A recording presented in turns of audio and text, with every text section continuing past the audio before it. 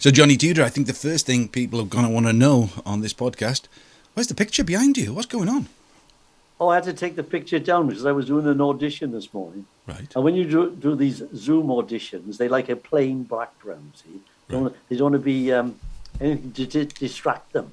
So usually we do it against a dead plain background. So I just took the picture down. I just turned the heating off. It's blinking freezing in the shed. Sorry. So if there's a bit of background noise at the beginning, that's what it was. Okay, and can you tell us what the audition's about? Or is it any clues or anything? Is it? Well, it's What can you say? it's sort of part in a thing a bit like it's a mockumentary. Oh, okay. That's all I can tell you. Okay, it's a mockumentary. Okay, lovely, Yeah. lovely. The life and times of a tap dancing superstar. Fabulous, fabulous. That's great. Okay, so we were talking. Well, actually, entertainment it was your idea this week because. In the good old days, you could turn on a Saturday or Sunday night, and there'd be a whole variety show. And these days, I'm not sure actually what is on television on the weekends anymore. Is there anything like that around? There's no real light entertainment anymore. The only light entertainment are either quiz shows or they're talent shows and come dancing. Yeah. Strictly. Other than that, I mean, if you think of the old days, I mean, I'm older than you, but I can remember things like the Tom Jones Show, Yes. the Engelbert Humperdinck Show, the Dick Emery Show, the Shirley Bassey Show. They all had shows. Yeah. They'd all have guests, international guests would fly in and do it. And it was great. There was music, there were dancers. And then they used to do that thing.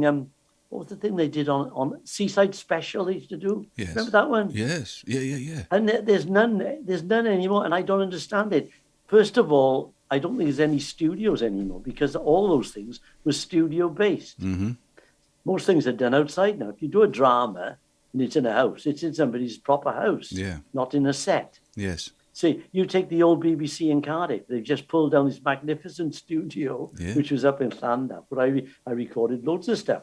And it's gone. Culverhouse Cross as well. The massive studios 1 and That was Studio 2. fantastic. That was one of the best in Europe when it opened. Yeah. Yeah. I mean, so those golden years, because they'd have the star, wouldn't they? Whether it was Cliff or Cilla Black or something like that. So take us to a typical variety show. What would be your classic variety show? Right from the beginning. So the opening, big applause. Well, you'd have a big opening. The music would be playing. The dancers would come on, do a big routine. Yeah. Then they'd introduce the star who'd come on. He'd talk and he'd do a few one-liners. Then he'd introduce one of his guests. Then he'd probably go into a medley of songs if he was a comedian. He'd do some jokes. Mm-hmm. I mean, you take Morecambe and Wise. They're still playing it today. Yeah. And it still gets great viewing. So it shows there is a market for it. But they say it's too expensive to do anymore. It's probably because if you've got an orchestra, you've got like 10, 12, perhaps 20 musicians. There's a lot of money. Mm-hmm. But I mean, they must spend fortunes on drama. Yeah, and you think like that. I mean, it's funny because Strictly has elements, doesn't it? It has the dancing element. So that people are going to like a big dance because, as well as like in the competition, everybody goes, "Wow, did you see the opening dance last night in Strictly?" That's right. And then when the professionals do their thing, everybody's always lovely excited about that. Then they do have a guest star. And there's a bit of dancing going on. But it is funny how these things, I suppose they go around in. Do they go around in cycles? I'm not sure. Do you think suddenly somebody will say, let's give, I don't know, somebody like, who's the singer from Take That? Who's the lead singer in that? Robbie Williams. Oh, Robbie Williams. Yeah, say, let's give Robbie Williams an entertainment show.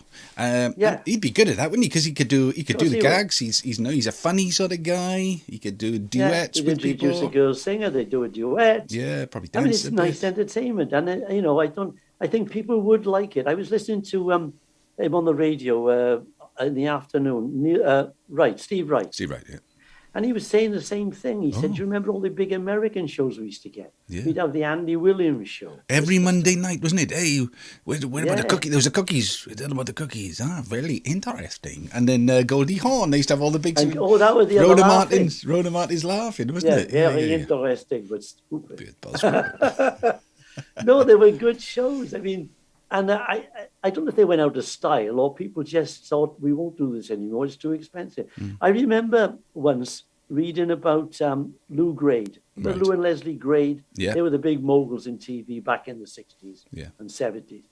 And Lou Grade was originally a performer. He was a dancer. Right. All the brothers, Les and Bernard Delfont, who was his brother, he used to do an act called Delfont and Togo, which was an adagio act. So they were proper. What's an adagio act?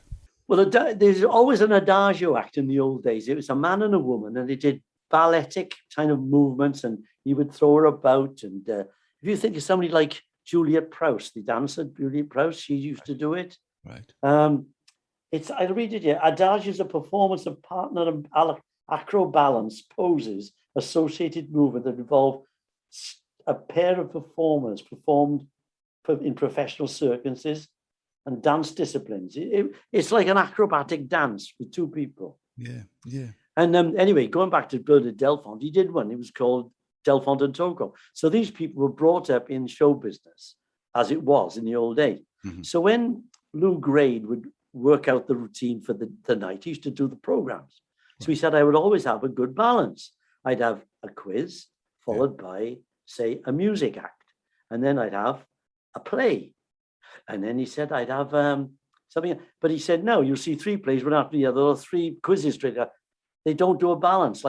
If you're thinking of a show, like a theatre show, you have a balance, don't you? Yeah. You have the girls, then you have the girl singer, then you have the boy singer, then you have the comedian, then you have a sketch. So it's variety. I mean, variety lasted so many years. I was thinking this week about what dear Wyn Calvin said.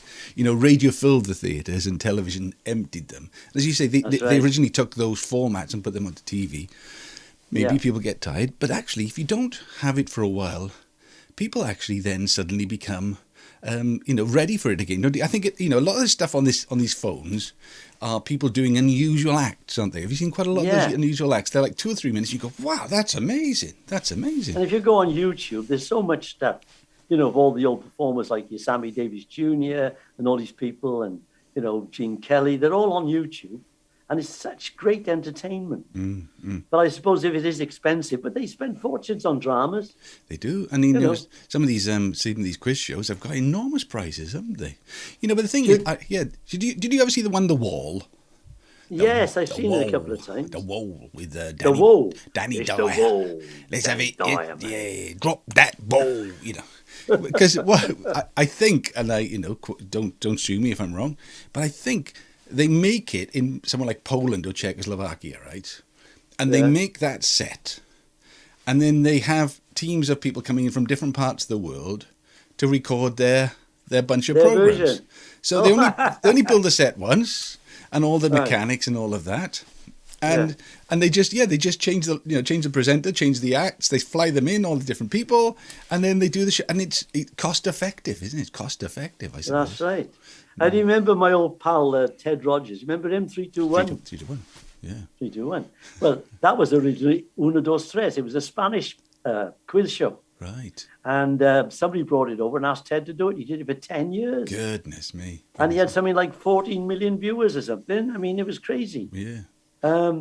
But see, I don't know what it is. I think there's too many channels for a start. Yeah. And a lot of dross, isn't it? You know what I mean? Yeah, yeah. When we were kids, it was 2 or 3 channels, and that was it. That was it. Yeah, and we all watched the same programs all together. Now, and it's funny because kids these days, Johnny, they apparently they don't watch television. They just watch online. They watch the bits and bobs. And I was watching something the other day because BBC Three has come back onto satellite television. I saw that.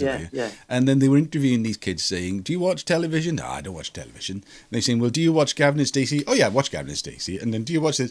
"Well, maybe you do watch television. It's not just just not the streaming services." They buy the DVDs.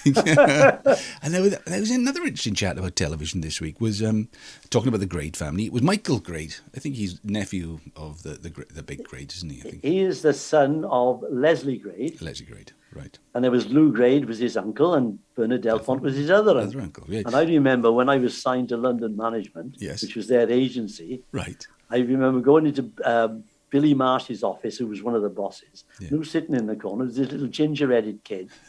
He said, "You know Michael?" I said, "No, I know Michael. It's Michael Grade." So he learned from the bottom up. He certainly did. Well, he was saying about Neighbours, because they're going to cancel Neighbours, apparently, on Channel 5. I heard it. Which means it might go into jeopardy that, unless somebody somewhere picks it up, then... But he was just saying when they put the big schedules together, when they sort of went full-time, daytime, he was looking for a cheap soap opera, right? And he sent out a couple of people to go around, sent somebody to go around the world and have a look. And the guy came back with 2 soap operas from Australia. And they were like, I think we'll go for that one. You know, it was just on that sort of whim, somebody going there, finding it, bringing it back. And they bought it. Apparently it was very, very cheap. But he also said then about scheduling. Now, maybe this is interesting from Lord Lewgrade, you know, put the shows together. Yeah. And he was just saying his daughter came home and she got into trouble with school. And he said, why are you in trouble? She said, I was watching TV at lunchtime. He said, watching TV at lunchtime? She said, yeah, we were watching Neighbours, because he wanted to know what the program was they were watching. The kids love Neighbours. And he realised he's putting Neighbours on at the wrong time. He had to he moved it to tea time, so he got the children's audience. So, yeah, it's all about scheduling, see? That's right. Yeah, you got the right product at the right time for the right audience. And you know, and who wrote all the theme music for that was Tony Hatch. Your mate, Tony. Yeah, he wrote the one for Neighbours. He wrote the one for Crossroads. Wow. And Crossroads and Neighbours was the same producer. Oh, Jim, what was it? Grundy or somebody? Somebody Grundy. Something like that, yeah. Yeah, it's amazing. No, I did some TV in Australia once. I tell you what, it made BBC Wales look like Hollywood. There were people coming in, banging doors. There was a dog walking about. They didn't care. Do you know what I mean? I did Channel 7. I was at Channel 7, I think. I did get Channel 7, yeah. Wow. Because when you flew in to do the gigs in Australia, they always put you on the local chat show, see? Right. So I was on Channel 7. Wow. So, I wonder then, maybe we ought to come up with a new format, call it a new format, and just make a variety show. You know, yeah. Because, you know, actually it's funny, I just remembered a variety where we toured with Max Boyce in Australia, who played the Parramatta Rugby League club, is it? Parramatta. I've been at Parramatta, I did it. Yeah, massive. Massive. It's a massive place. Yeah. And as you say, I think they funded themselves from the gambling in the room next door, you know, from the machines and all that. Or what they call the pokey machines, they call pokies, them. The one-arm bandits, the pokies, yeah. So Max is top of the bill, but before Max, you know, they've got the proper magician, you know, the guy with the top hat and the girl in the fishnet tights and, you know, sort of like bathing costume on and a big flowery feather. And there are doves flying everywhere, you know. And they loved it. The crowd loved it, you know. That's right. Yeah. Well, see, they still like it. Well, I haven't been to Australia for a few years now, but they did like entertainment there. They like light entertainment. Mm-hmm. They had Barry Crocker. There was a bloke called Barry Crocker who was quite big there. Right. And there was another one, well, Barry Humphries, of course. Yeah. And there was a fella, what was the other guy? Oh, he did Crocodile Dundee then, didn't he? What was his name? Oh, goodness me. Yeah. Paul Hogan. Paul Hogan, right. Now, I first saw him, he was doing an advert for Winfield cigarettes, right? Well, I was out there. And because he was quite a smart-looking bloke, and he had a dress suit on and everything, the ticky bow, and he hadn't opened his mouth, so you don't know what he sounded like. Yeah. So there was this huge orchestra, like a big symphony orchestra, playing da-da-da-da-da-da-da-da-da-da-da, and he comes down through the middle and he goes, okay, Boris, take a whiff. And he stops and says, anyhow, have a Winfield. And it was so irreverent, you know what I mean? But that's what the Aussies are like. They call a spade a shovel, don't they? Yeah. No, and I suppose, you know, just thinking back to your early days in the clubs, I mean, those were variety nights, weren't they? You know, as you say, you were a concert party where everybody did a bit of everything. Yeah, there was a girl singer, there was a tenor singer, and there was a comedian. We had a puppet act. There was a mime act. Wow. Did I ever tell you about Di the Mime Act? No. He's from Port Talbot. Right. Di Dush, they called him, because he used to be on the knocker collecting the money with Richard Burton when they were both selling insurance. Di Dush. Dush. And he had these records. He used to buy him to cocktails for two and things like that, right? And somebody said, hey, your records are a bit scratched, Di. You want to get a tape recorder? He said, all right. So he taped the records. So he still had the cracks in him. Di Dush. Yeah. We ought to do a whole podcast about nicknames, shouldn't we? My brother found a medal the other day from 18 something or other. It was a cycling medal, a 36-mile cycling medal, first prize. And he said, is that does it ring any bells with you, Mum or Grandma? They say. I said, I seem to remember the name was Yanto Full Pelt. Oh, Yanto full pelt. I've heard that. And then they asked my mum, who's in the care home, and she said, "Oh yeah, it's Uncle Evan. We used to call him Yanto full pelt." So there we are. So he could run. He's a cyclist, so he could cycle full pelt. He could cycle in full pelt. But I think my grandfather used to say Yanto full pelt. I've heard that. Maybe. Oh, wouldn't that be funny? You know what? It's amazing, isn't it? It's like we had a woman when we all had the pub in my stig. We had a cleaner called Blodwyn. Right. And her nickname was Blod Thicker Than Water.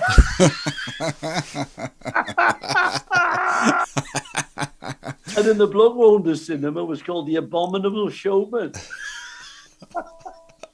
Right, next week then. Next week we'll do nicknames, shall we? I'll give you a week to rehearse. Who's phoning me? I don't know. Is that your phone or my phone? I think it's you. Hold on. And see, it could be the big one. See if it's a big one. No, answer it. Go on. It might be the big one. No, who is it? It's probably my daughter. Did you want? Hello. Hello. Pronoun da, pwy sy'n siarad?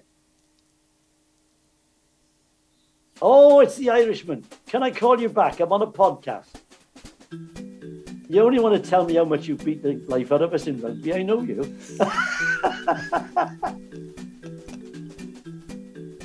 No, I'm still here. I'll ring you back. Okay. Ta-da. Right, well, you can't be. That's a bloke called Martin McGranahan, who I met in South Africa when I used to do the tours, you know. Yeah. And his wife's Welsh. Right. And she was head of the Welsh Society in Johannesburg. Oh, wow. So when I got there, I got in touch with her, and she was fantastic to me, you know. She used to look after me like a baby. And all the Welsh would come and see the shows and stuff like that. And he's always kept in touch, but he's Irish. Right. So he's going to gloat after the rugby, is he? Oh, yeah, he's a big rugby player. Yeah. Well, we're a soccer nation or a bowling nation. We're not rugby.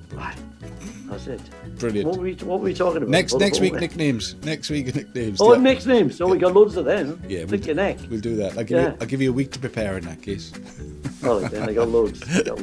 All right. Well, look, have a good afternoon, and we'll have a chat next week. So it's goodbye from him. And it's goodbye from him. And it's goodbye from us. Bye.